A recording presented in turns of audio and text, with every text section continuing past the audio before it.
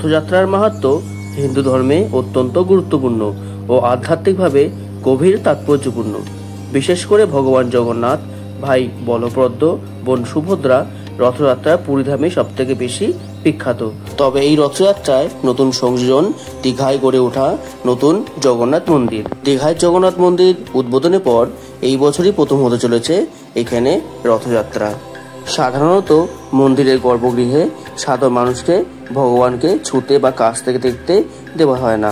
রথযাত্রার দিনই ভগবান নিজেই রথে চড়ে রাস্তায় আসেন এবং সকল ভক্তকে দর্শন দেন। তাই বলা হয় পৃথিবীর সকল মানুষের প্রতি ঈশ্বরের সমতা ও করুণা।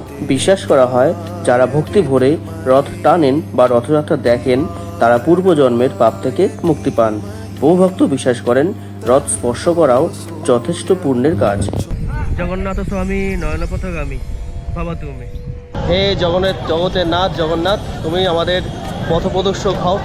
এখন আছে কিন্তু এই জগন্নাথ মন্দিরের একদম সামনে পুরীতে। এই ভিডিওতে তোমার সাথে শেয়ার করবো যে পুরী জগন্নাথ ধাম আর দীঘা জগন্নাথ মন্দির, এই দুই মন্দিরের মধ্যে বেসিক কি ডিফারেন্স রয়েছে এই নিয়ে এখন অনেক তর্ক বিতর্ক উঠছে।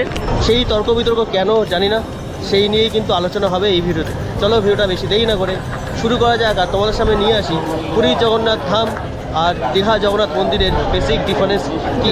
তাহলে প্রথমেই বলে দিই, এই পুরী ধাম অর্থাৎ জগন্নাথ ধাম যেটা পুরীতে সেটার অবস্থান, আর দীঘায় মন্দির যেটা জগন্নাথ মন্দির বলছি আমরা, সেটার অবস্থান কোথায়। পুরীর এই জগন্নাথ মন্দির কিন্তু একদম পুরীতে সি বিচ থেকে খুব একটা দূরে নয়, কাছেই অবস্থিত এই জগন্নাথ মন্দির, এই জগন্নাথ ধাম। আর অপরদিকে দীঘা জগন্নাথ মন্দিরের অবস্থান যদি বলি, পশ্চিমবঙ্গ রাজ্যের মেদিনীপুর জেলার দীঘা শহরের একদম স্টেশনের বাইরেই কিন্তু রয়েছে এই জগন্নাথ মন্দির। পুরীর এই জগন্নাথ মন্দির প্রায় 1200 শতকে কিন্তু তৈরি হয়েছিল। তার মানে বুঝতেই পারছো এই মন্দিরের প্রাচীনত্ব কতটা। দীঘার প্রাচীনত্বের কথা যদি আসি, পুরী মন্দির যেমন 1200 শতকে তৈরি হয়েছে, এই দীঘার মন্দির কিন্তু 2025 সালে 30 এপ্রিল অর্থাৎ কিছুদিন আগেই উদ্বোধন হয়েছে। সেই দিক থেকে দেখলে পুরী মন্দির বহু প্রাচীন আর দীঘা জগন্নাথ মন্দির কিন্তু একদম নতুন। পুরী জগন্নাথ ধামে আসলে কিন্তু ভেতরে মোবাইল বা কিছু ইলেকট্রনিক্স জিনিস জুতো কিছু রাখা ভেতরে নেওয়া যাবে না। তার জন্য এরকম প্রত্যেকটা গেটের বাইরে এরকম ফ্রি স্ট্যান্ড রয়েছে, যেখানে জুতো জমা বা ফোন জমা দিয়ে দিলে এরকম কুপন দেবে, কুপনটা রেখে দেবে, তাহলে কিন্তু তোমাদের যখন ফেরত নেবে তখন কিন্তু এই কুপন দিকে ফেরত পেয়ে যাবে। পুরীর মন্দিরে কিন্তু মোবাইল অ্যালাউ নয়, মোবাইলে তোমরা ঢুকতে পারবে না, মোবাইল বা ক্যামেরা বা ইলেকট্রনিক্স যে কোনো জিনিস। কিন্তু দীঘার এই জগন্নাথ মন্দিরে কিন্তু তোমরা মোবাইল ক্যামেরা এখনও পর্যন্ত আপাতত অ্যালাউ আছে। প্রসঙ্গ যখন পুরীর ধ্বজা পরিবর্তন, তাহলে বলেই দিই এই সময় আমি এখন যখন আছি সেই সময় কিন্তু মোটামুটি 5টা নাগাদ করে এই ধ্বজা পরিবর্তন করা হচ্ছে। অন্যান্য সময় কিন্তু অন্য রকমের টাইমও থাকে, কখনো 4টে, 4:30 সেরকমভাবে থাকে। চলো এখন ধ্বজার পরিবর্তন হচ্ছে, তোমাদের একেবারে দেখাই। আজকে ধ্বজা কিন্তু এই নামিয়ে দিয়েছে, এখন এই কালারটা চেঞ্জ হয়ে অন্য কালারে দেওয়া হবে। ভক্তি হি শক্তি হে, জন্মোं কি মুক্তি হে। দক্ষিণে রয়েছে কিন্তু এই অশ্বদ্বার। পুরী মন্দিরের চারিদিকে রয়েছে কিন্তু এই প্রাচীর, আর এই প্রাচীরকে বলা হয় মেঘনাথ প্রাচীর। বলা হয় যে জগন্নাথ মহাপ্রভু যাতে সমুদ্র গর্জনের আওয়াজ ভেতরে আসে তার জন্য এই প্রাচীর তৈরি করেছিলেন। পুরীর মন্দিরে এই যে ভিড় দেখতে পাচ্ছ, এই ভিড় কিন্তু শুধুমাত্র হিন্দুদের জন্য। সমগ্র বিশ্বে কিন্তু আমরা যারা আছি সমস্ত হিন্দুরা কিন্তু এই মন্দিরে প্রবেশ করতে পারি, অন্যরা কিন্তু অন্য ধর্ম সম্প্রদায় কিন্তু এই পুরী মন্দিরে প্রবেশ করা নিষিদ্ধ।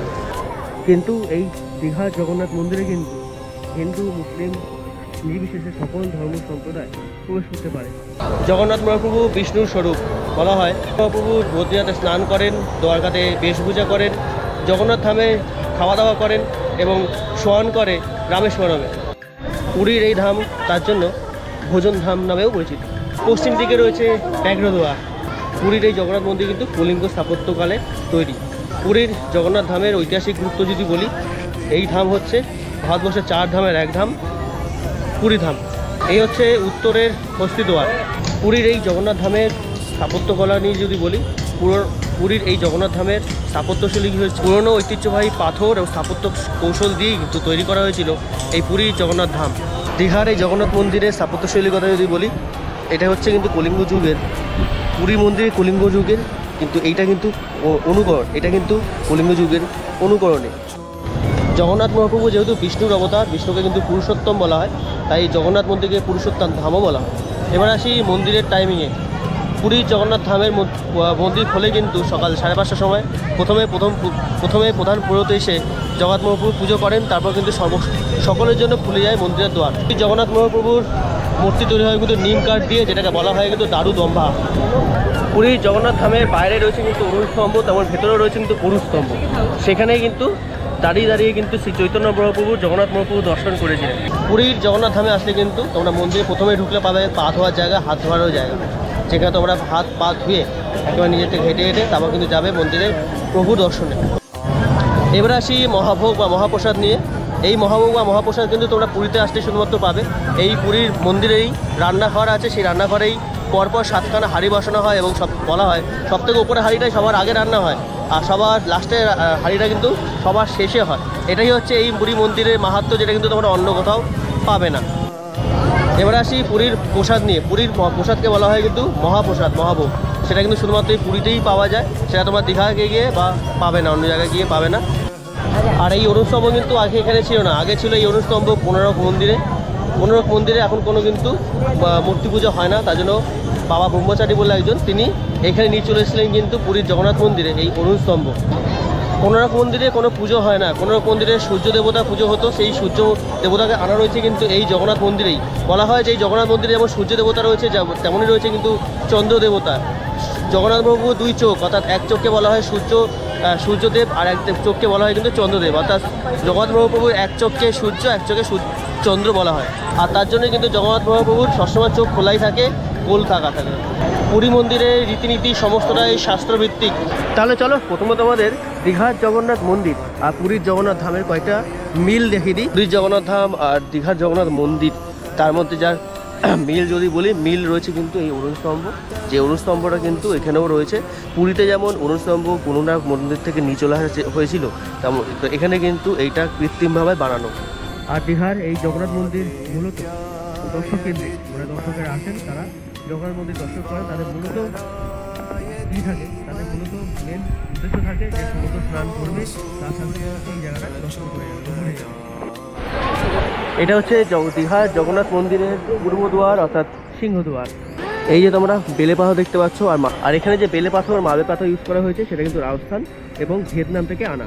আর এটা কিন্তু পুরোটাই পুরীর জগন্নাথ ধামের অনুকরণে তৈরি।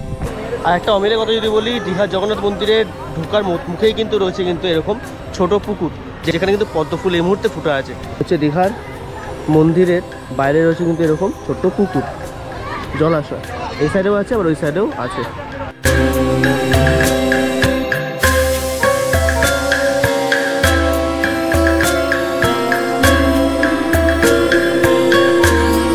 তোমরা যেমন বলছিলাম, ওই সাইডে আর এই সাইডেও কিন্তু রয়েছে।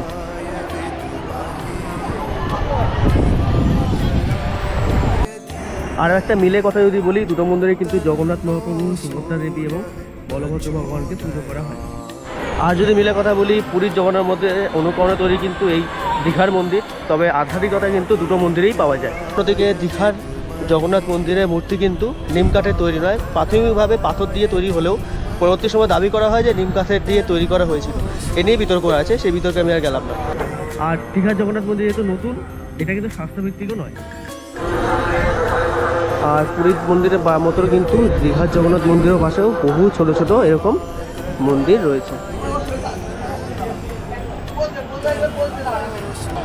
আর এই হচ্ছে দীঘার জগন্নাথ মন্দিরের দক্ষিণের অশ্বদ্বার। তো আমরা এখন এসেছি কিন্তু একদম মন্দিরের গর্ভগৃহের সামনে। ওই আমরা প্রথমে ওই কাছ থেকে বের হলাম, তারপরে এটা। আর এখানে কিন্তু এখন গেটটা আপাতত বন্ধ আছে, আমরা এবার आदित्याय विद्महे दिवाकराय धीमहि तन्नो सूर्यः प्रचोदयात्।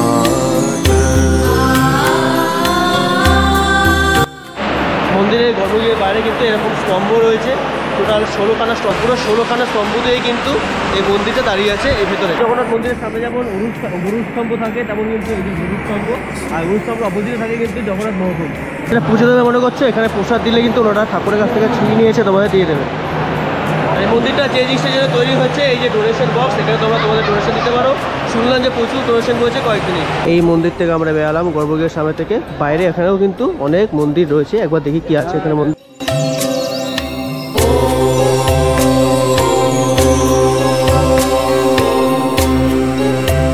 এখানে হচ্ছে কিন্তু হনুমানজি।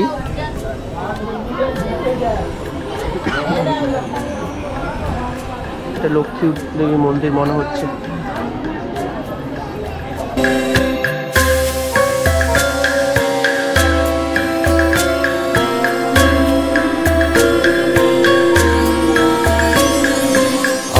आदित्याय विद्महे दिवाकराय। পুরীর জগন্নাথ মন্দিরে যেমন প্রচুর মন্দির রয়েছে, তেমনই কিন্তু এখানে দীঘার মন্দিরের বাইরে একদম মেন মূল গৃহের বাইরে কিন্তু ছোটো ছোটো অনেক মন্দিরও রয়েছে। आदित्याय। চার ধামের এক ধাম কিন্তু পুরীর জগন্নাথ ধাম, আর এখানে রয়েছে কিন্তু দীঘার জগন্নাথ মন্দির। আশা করছি তোমাদের দুটো জিনিসেরই ডিফারেন্স কী বা মিল কোথায় দুটোই বলতে পারলাম। আমার যদি কোনো জায়গায় কোনো কিছু ভুল হয়ে থাকে, কারেকশন করা দায়িত্ব তোমাদের যদি থাকে অবশ্যই কিন্তু কারেকশন করে দিয়ে বলো। অবশ্যই কমেন্ট সেকশন তোমাদের কমেন্ট করার দায়িত্ব অবশ্যই তোমাদের। কেমন লাগছে ভিডিওটা এতক্ষণ ধরে অবশ্যই জানিও। যদি কিছু জানার থাকে বা যদি কিছু বলার থাকে কমেন্ট সেকশন তোমাদের অবশ্যই কমেন্ট করো। আর এই হচ্ছে দীঘার জগন্নাথ মন্দিরের প্যাঘ্রদ্বার। পুরীর মহাভোগকে কিন্তু মহাপ্রসাদ বলা হয়। দীঘার জগন্নাথ মহাপ্রভুর যে মহাভোগ, তাকেও মহাভোগই বলা হচ্ছে, মহাপ্রসাদকে। দেখো সেটা নিয়ে বিতর্ক আছে, সে নিয়ে কোর্টে কেসও হচ্ছে, এটা আলাদা বিষয়। আর এই হচ্ছে দীঘার জগন্নাথ মন্দিরের হস্তিদ্বার।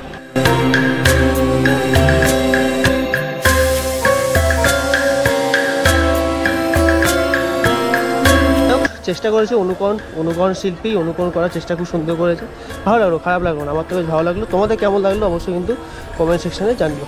ভারতবর্ষের চার ধাম বদ্রীনাথ, দ্বারকা ধাম, রামেশ্বরম এবং পুরী জগন্নাথ, এই চারের মধ্যে কিন্তু এই চারটাকে কিন্তু ধাম বলা হয়। তাই আমি ব্যক্তিগতভাবে এই দীঘার মন্দিরকে ধাম বলবো না, এটাকে মন্দিরই বলবো। আমার মতে মন্দিরই ভালো আছে। তোমাদের কি মত সেটা কিন্তু অবশ্যই কমেন্ট সেকশনে জানিও। তাহলে আশা করছি তোমাদের পুরীর জগন্নাথ ধাম আর দীঘার জগন্নাথ মন্দির বা কালচারাল সেন্টার নিয়ে তোমাদের পুরো ডিটেলস দিতে পারলাম। পার্থক্য কোথায়, মিল কোথায়, অমিল কোথায়, সমস্ত আশা করি চেষ্টা করলো তোমাদের এই ভিডিওতে বোঝানো। ভিডিওটা কেমন লাগলো অবশ্যই কিন্তু জানিও। যদি কিছু জানার থাকে কমেন্ট সেকশন তোমাদের অবশ্যই কমেন্ট করো। আর যদি কিছু বলার থাকে সেটাও অবশ্যই তোমাদের মতামত অবশ্যই বলতে পারো। তাহলে দেখা হচ্ছে তোমাদের সাথে অন্য কোনো ভিডিওতে। ততক্ষণ সুস্থ থেকো, ভালো থেকো, জয় জগন্নাথ।